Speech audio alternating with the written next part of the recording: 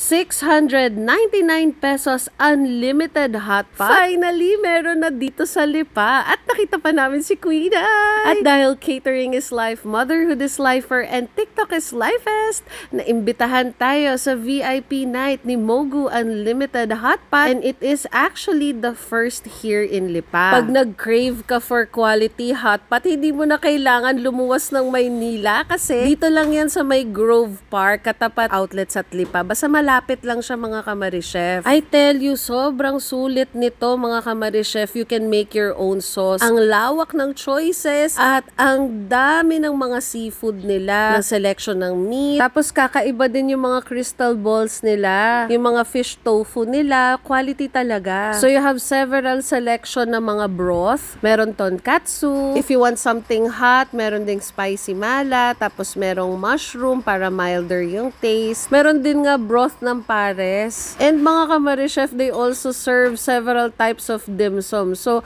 ang dami talaga ng food. Hindi kakasya sa tiyan natin ito.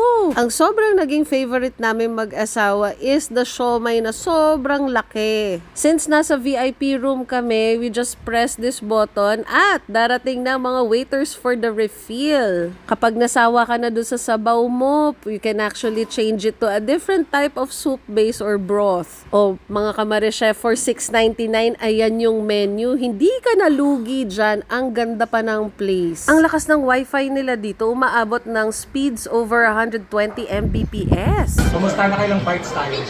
Mga 300. 300 bites? Thank you, Lord. Thank you, Lord. See you, Lord.